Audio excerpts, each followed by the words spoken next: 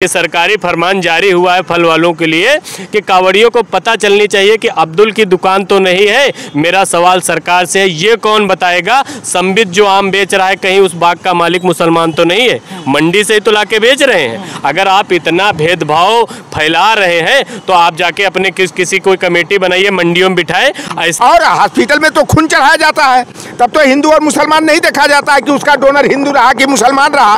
तो उत्तर प्रदेश सरकार यह भी जो है, जो खून की बाटलें होती हैं, अरे उस पर भी लिखवा दे कि भैया ये मोहम्मद शमीम का खून है, इस पर जो है रहमान का खून है, इकबाल का खून है, या जो है कि योगी आदित्यनाथ का खून है, भाई अमित शाह का खून है, मोदी जी का खून है।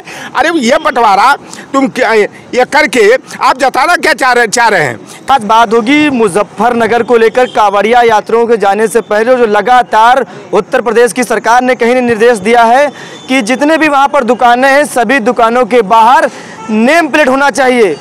क्यों होना चाहिए, किस वजह से होना चाहिए, ये सारी जो मैटर उसको साफ करने के लिए समाजवादी पार्टी के नेता हैं लौटा राम निषाद जी हैं जो अपनी बात को इस पर रखेंगे, बातचीत करने का प्रयास करेंगे। बहुत बहुत स्वागत है हिमाचल पर। धन्यवाद काकोरी दंगल को। क्या कहना चाहेंगे कांवड़िया यात्रियों से पहले जो वहाँ पर प्रदेश सरकार ने जो किया है कि सभी लोग अपने दुकानों के बाहर नेम प्लेट लगा दें, इससे क्या साबित करना चाहिए? देखिए, उत्तर प्रदेश के मुख्यमंत्री ने बाकायदा एक निर्देश जारी किया है और मुजफ्फरनगर के जो है कि एसपी ने जो है कि उसको फॉलो किया है कि जितने भी फल की दुकानें हैं, जिस राह से जो है कि कांवड़ियों का जत्था गुजरेगा तो वह नेम प्लेट लगाए कि हिंदू की दुकान है कि मुसलमान की दुकान है, कहीं उनकी सूचिता भंग ना हो जाए कि मुसलमान के ठेले का जो है कि फल वो खा जाए। तो वही मुजफ्फरनगर है जहाँ इन्होंने सांप्रदायिक दंगा कराया था और वही मुजफ्फरनगर से शुरुआत किए हैं कि किस ये रेहड़ी लगी है, ठेला लगा हुआ है और तो वह फल बेचने वाला हिंदू है कि मुसलमान है।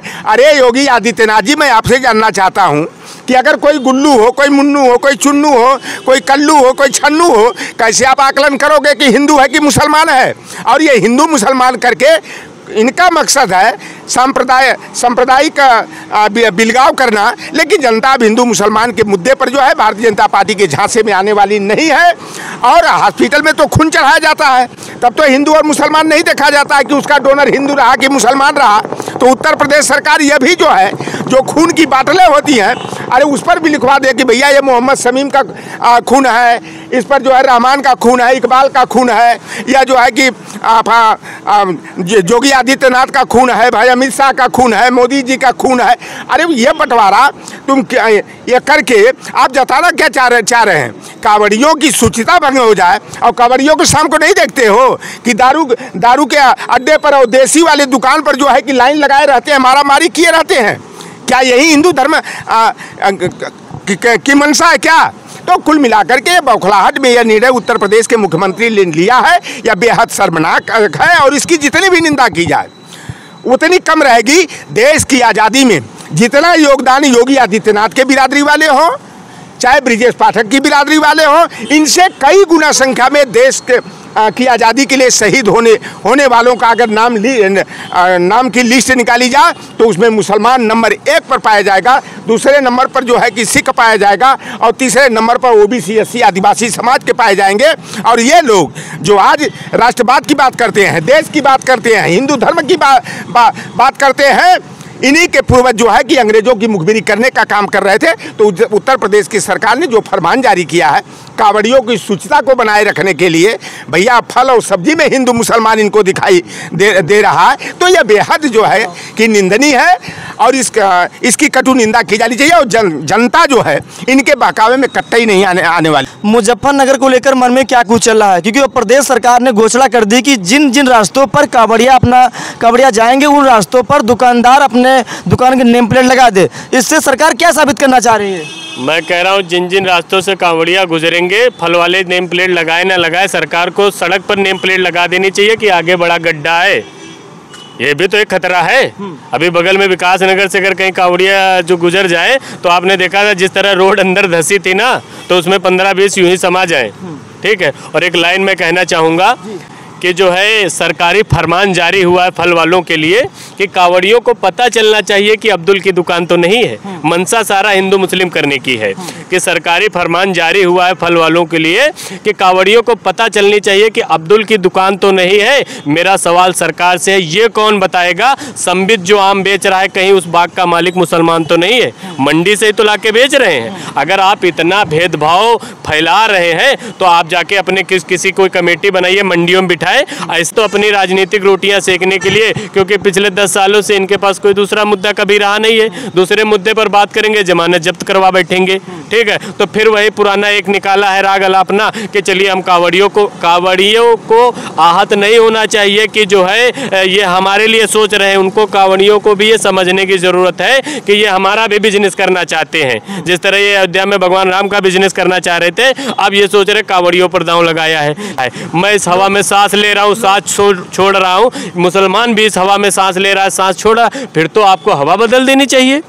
हवा में भी टैग लगवा देना चाहिए कि यहाँ पर भी मुस्लिम ने सांस ली। लेकिन आपने कहा कि ऐसा संभव नहीं, लेकिन मुजफ्फरनगर से जो तस्वीरें आ रही हैं, लोगों ने कहीं न कहीं, छोटे दुकानदारों ने कहीं न कहीं, ठेले वालों ने भी अपने ठेले पर नाम लिखना शुरू कर दिया है। देखिए, उन्होंने सीधा कहा है कि मेरी राजनीति मुसलमानों को एक तरीके से टारगेट करके चल रही है। और वही चीज़ आप बताइए, हिंदुओं को 10 सालों में जिस तरह हिंदू भाइयों को मतलब एक तरीके से बरगलाया है, अब अगर वहाँ फल की दुकान पे आरिफ लिखा रहेगा तो आपको लगता है लेगा?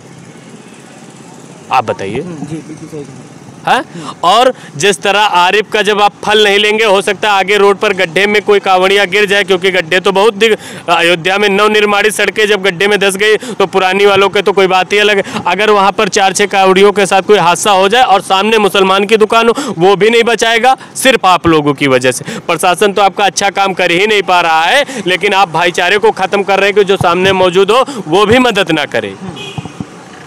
आप अस्पतालों में जाते हैं, मेडिकल स्टोर से लेकर, जैसा काका ने कहा कि जो है खून से लेकर, आप जरूरी चीज़ों में भी डिफरेंस करिए। चलिए लौट कर आते, आपका एक सवाल मैंने सुना था, आपने कहा था कि कावड़ियों पर भी अब वो लगा देना चाहिए, माला पहना देना चाहिए। कौन कौन कावड़िया आ जा रहा है? जो कावड़ के जत्थे में जाता है, उनका जो है कि नेम का टैग जो है उनके गले में जो है कि टांग दिया जाना चाहिए कि ये मालूम तो हो कि वह कावड़िया है तो कौन है, पाल है कि साके है कि यादव है कि निषाद है कि कश्यप है कि जाट है कि गुजर है कि ठाकुर है कि ब्राह्मण है, कौन है, यह भी हम लोग जानना चाहते हैं। क्योंकि कावड़ के नाम पर जो है कि जिस तरह से ओबीसी SC ST के लोगों को जो है केवल धर्म की घुट्टी पिला करके जो है कि कमर तोड़ने का काम करते हैं, पीछे करने का काम करते हैं, तो हम लोग जानना चाहते हैं कि कावड़ियों के जत्थे में जा रहे हैं तो कितने किस PDA के लोग हैं, PDA के लोग हैं कि PDA के बाहर के लोग हैं, आरक्षण पाने वाले लोग हैं, जिन्हें कि भारतीय जनता पार्टी की सरकार आरक्षण से वंचित करने का काम कर रही है, रोजगार से वंचित करने का,